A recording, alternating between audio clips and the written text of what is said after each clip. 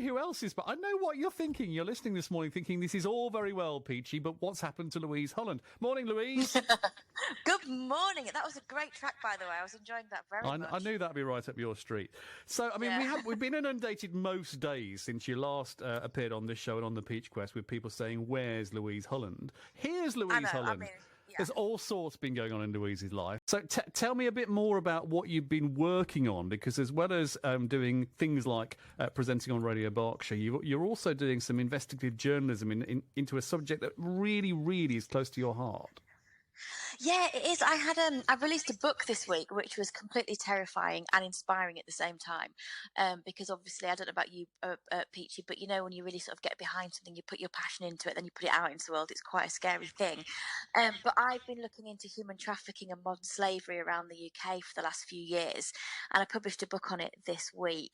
And yeah, it's been quite an eye-opening experience because we really do have sort of modern slavery all around us, and it's kind of crazy to think that in Britain in 2020, but sadly it is a problem, and it's a problem that's getting worse. People might have seen you talking about this on the One Show, among many other places.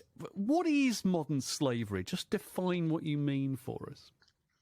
So if you think about slavery in history books, we think about shackles, don't we? Shackles and chains and people being bought and sold at markets. And of course, that does happen still in other parts of the world. But what we're talking about modern slavery in the UK is people having their liberty taken away, being controlled by traffickers and gangmasters who kind of break them down emotionally. So while there may not be physical chains that we sort of associate with slavery, these people are controlled through coercive control mechanisms that make them absolutely at the behest of the trafficker. So, for example, perhaps they've been brought to this country thinking they were coming here for a better life. And when they got here, the papers were taken away and they were made to work off a debt. And the traffickers are potentially threatening the lives of their family back at home. So people sort of stay under their control because they don't want any harm to come to their family. But the biggest group of people that were there's a system called the National Referral Mechanism, and when people are rescued from slavery, they have the choice to be identified by that system, and that's how they get their support. And the biggest group of people for the last 2 years that went into that system were British.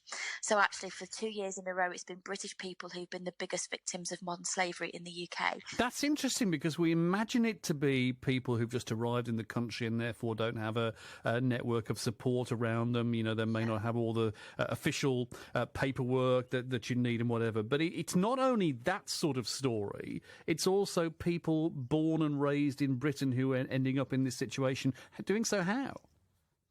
Well, for example, modern slavery is kind of like an umbrella term, and underneath the umbrella term, we see things like sexual exploitation, criminal exploitation, and enforced labour. So, for example, with the criminal exploitation, you'll have heard of county lines, Andrew. It's something that's been going on, or certainly been in the press quite a lot the last few years. And when I was growing up, if you were a young person dealing drugs and going sort of around the UK dealing drugs, you'd have been a drug dealer. But now we're much better at realising when someone is a victim of another criminal. So, for example, with these drugs gangs, what we're seeing now is actually young people that are being targeted by them. They're vulnerable. They don't necessarily have a great family network. They've got some kind of vulnerability that means the drug gangs are targeting them to send them off on their drug deals to ensure that the gangs themselves stay out of trouble. And it's the young person who's vulnerable that's putting themselves in the firing line. So that's one area. The other area is that traffickers also tend to target people who are rough sleepers or have addiction problems so that they're easy to control, and the assumption is that not many people will miss them. So the traffickers are very clever, and I use that word not in a positive way, at finding people who have got these extreme vulnerabilities, people that won't necessarily be missed, or people that can be targeted in some way because there may be potentially going to have something that the trafficker can hold over them, whether it's the fact that they've come here via the trafficker because they think that they've come for a genuine job opportunity and their papers will be waiting for them just to find. So there was a story that's in the book that I covered last year, and it was the biggest modern slavery case in the UK, where there were over 300 victims. And what would happen was this gang in Poland would wait outside prisons and target men that had come out of prison wanting a fresh start, no family connections, needing work, and they'd tempt them over to the Midlands with a promise of a work, but then they were all living many people to a house. I think they had a handful of houses around the West Midlands, and they would work these people to the bone, but they weren't getting paid. And the reason that this story got exposed was because these men kept using local food banks and soup kitchens, which were run by a charity. And the charity realised, hang on a minute, all these men are working.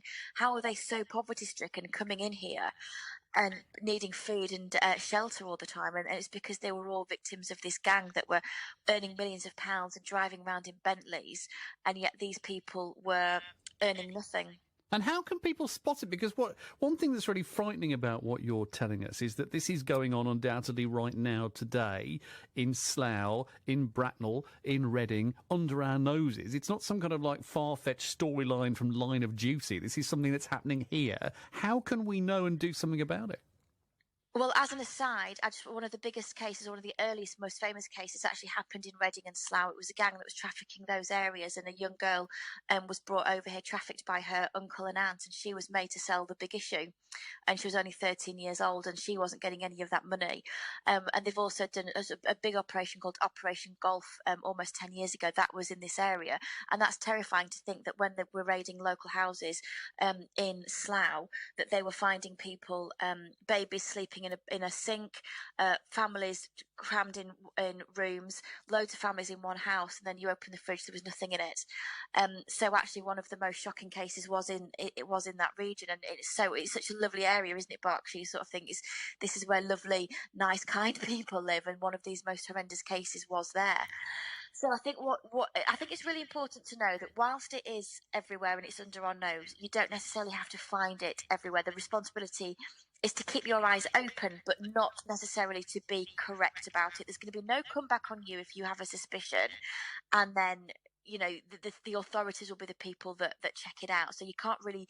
The worst case scenario is that you were wrong and no harm will have been done. If you're right, you could have given someone their freedom. But what we're talking about in terms of spotting the situation is kind of the body language and the demeanour of the people that maybe you bump into at the car wash or the nail bar, or your cleaner that cleans your office at night when you're working late. They won't necessarily work for your company if they're subcontracted by agencies and come through various different ways into that cleaning job. There's no guarantee that they're actually getting their wages. Traffickers are very clever like this.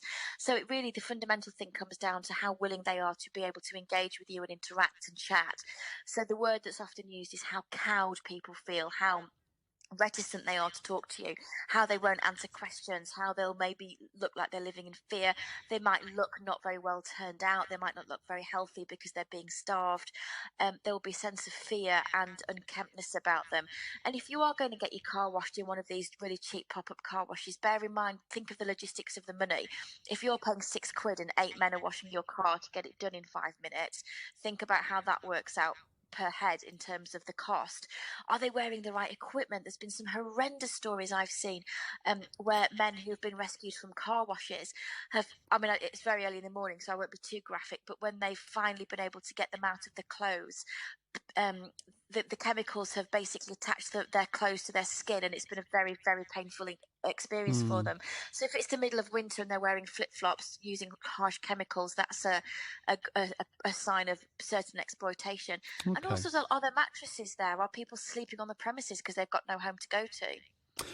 Louise, it's really interesting, your book, Stolen Lives it's called, and I encourage people to go and seek it out and have a look at it. And it's very good to catch up with you on the programme this morning. Look after yourself.